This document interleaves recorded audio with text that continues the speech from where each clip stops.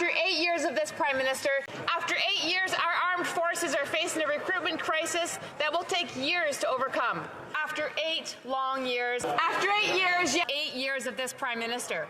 After 8 long years. After 8 years of this Liberal NDP government, Canadians are financially spent. After 8 years, Canada has lost respect and credibility abroad, being dismissed and disregarded on the international stage.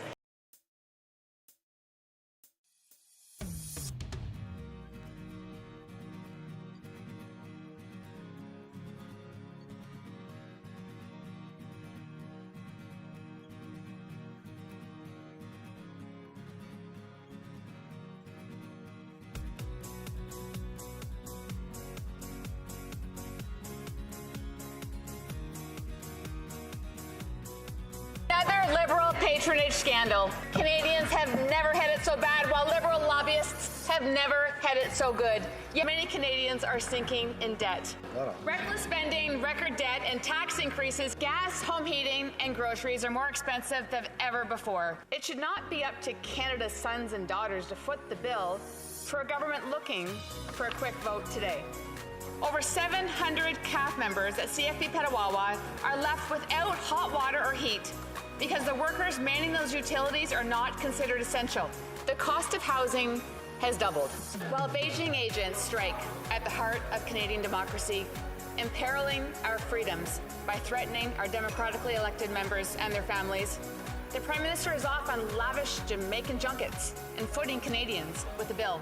A member of this Liberal cabinet let the veil slip and admitted that people living in Eastern Ontario were denied an exemption on heating oil because they voted the wrong way.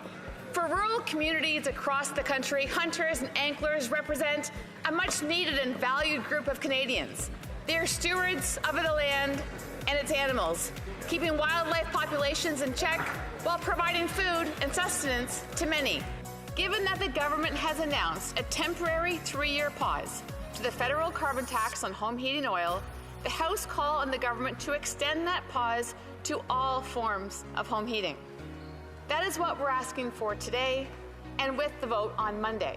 It's no wonder food bank usage and the need for food programs are exploding because this Prime Minister's taxes are directly making food prices more expensive. Mr. Speaker, my riding is immense, stretching from Amherst Island, where Lake Ontario meets the St. Lawrence River, along the shores of Bay Quinte de Belleville, and northward to the Hastings Highlands at the edge of Algonquin Park. Whenever I get a chance, I love to travel through the riding to meet the awesome and amazing people that we have there. During my conversations with my constituents, what I, as I'm sure many others in this place, find is that despite inflation, despite high taxes, and despite rising interest rates, our people are resilient and determined to carry forward and make it better lives for themselves and for their family. So it was after 12 hours when local authorities, so the local emergency services were not aware of this until someone actually deboarded the train and contacted the authorities. In what ways do the tensions in Russia increase the need for more resources and military defense supports to ensure Canada can effectively compete on the international stage? Were there any cyber officials within the CAF involved or consulted on any cyber risk related to the 4 objects NORAD shot down in the last 2 weeks? Is Canada currently holding up our end of the bargain with NORAD? We don't have enough people, we don't have enough modern equipment, insufficient training, and as a result, sustainability is in question. In addition to that, there's growing concerns that Canada is being left behind in the Five Eyes relationship as the UK, US, and Australia continue to collaborate. So, for example, did the shortage of personnel or equipment factor into the decision to allow the Americans the opportunity to shoot down the Huron and Yukon objects over Canadian airspace? The cyber World War III is already in full swing. Is it fair to say that D&D needs more agility when it comes to Treasury Board regulations and procurement? Absolutely. It appears to me that the problem is the delay in processing the applicants. Have you met with your predecessor and current Minister of the Treasury Board to discuss the burdensome regulations that Treasury Board places on defense? I have not had an opportunity to speak to my very busy colleague in her new role and I in mine.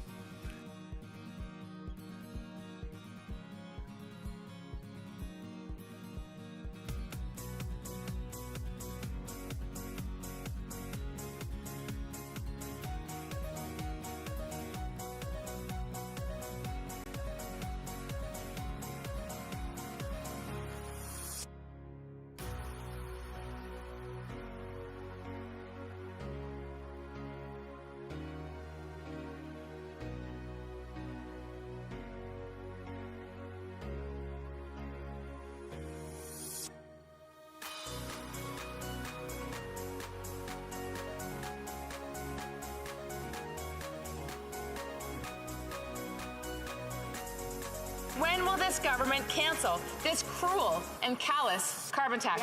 Will the Prime Minister commit to canceling the planned carbon tax hike and no new taxes in tomorrow's budget? This Prime Minister needs to stand up today and justify this unnecessary and completely avoidable tax hike. Will the Liberals cancel their plans to increase the carbon tax this Saturday?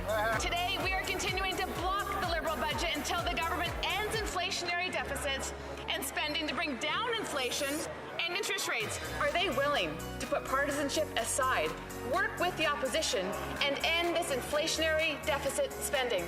We do have a solution. We will stop the deficits, rein in inflation, stem interest rates, and end the defaults. The Prime Minister is not worth the cost.